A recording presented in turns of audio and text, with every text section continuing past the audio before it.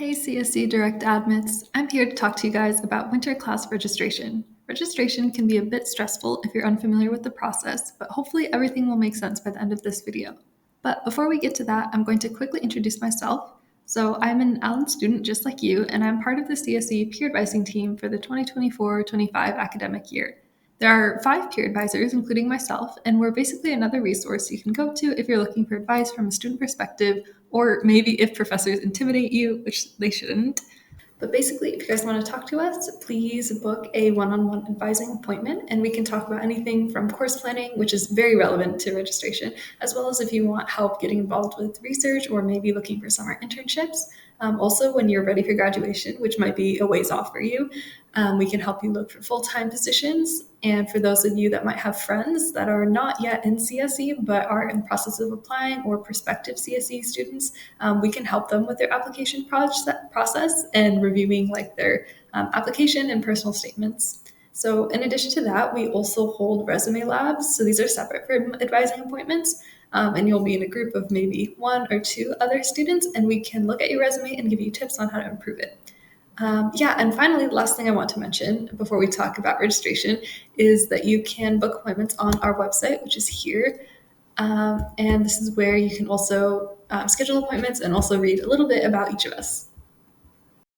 But anyways, moving back to registration, there's a few things you can do right now to make sure everything goes smoothly the day of.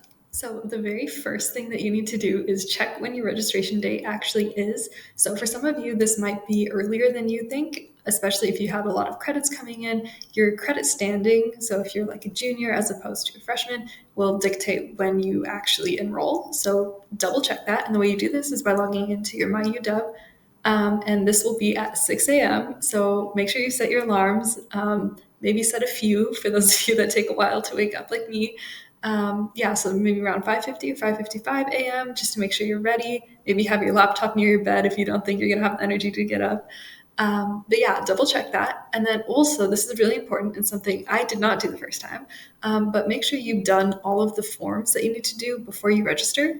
So there's like some things you can opt into for voting and insurance and whatnot. So double check that that's already done. If it's not done, there'll be a delay when you're trying to register for your classes.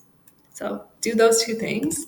And the other thing you need to do is check if you have any registration holds. If you log into MyUW, you'll see that. So just double check that as well. And if you have an issue with that, talk to an advisor. And that should help you figure out what your specific registration hold is and how to resolve it.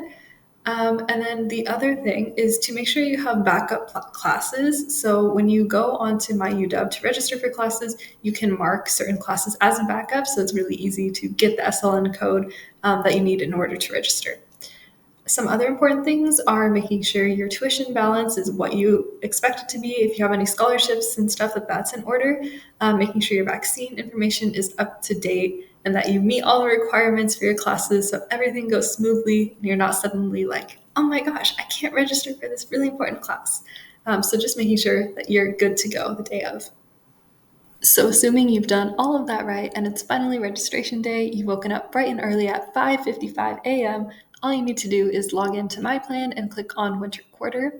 If you have all of your classes added to your plan already, you just need to hit Send to Registration. In terms of the actual classes that you'll be registering for, this quarter we have a really cool new resource. So if you log into Ed on the discussion board for CSE undergrads, we have a mega thread where you can ask specific questions about, is your course load manageable? What type of course should I take with this course?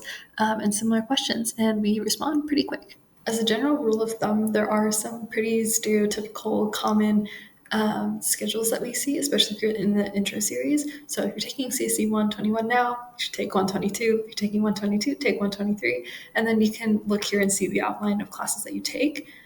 So generally you want to be pairing these with your general ed requirements, maybe add a math and science class or like a humanities class into your schedule. And then if you're currently taking 123, 143, you're finishing up your intro series, the next step is to start taking your 300 level classes. Usually the first one people take is 311, and you can often pair this with another CSE 300 level course. So 311 is very theoretical, so we often recommend to pair this with a more hands-on programming course like 351, which is the hardware software interface class, or 331, which is more software implementation.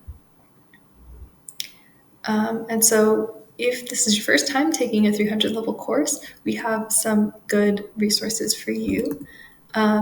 We have a 300 level and 400 level guide, which will walk you through what are these classes, and then general advice on how to succeed in them.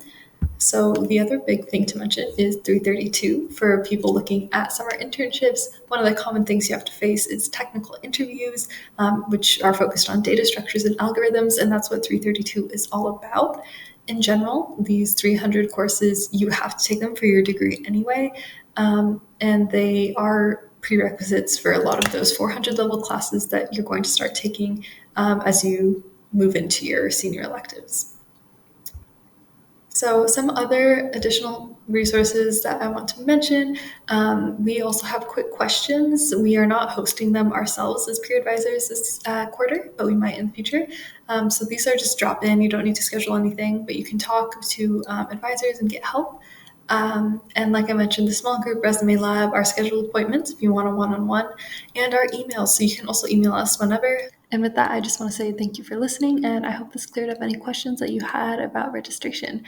If you want to keep in touch, you should definitely follow our Instagram account, which is UW-CSE-PA. PA is for peer advisor. We only have 43 followers, so you can be the 44th. And go Huskies!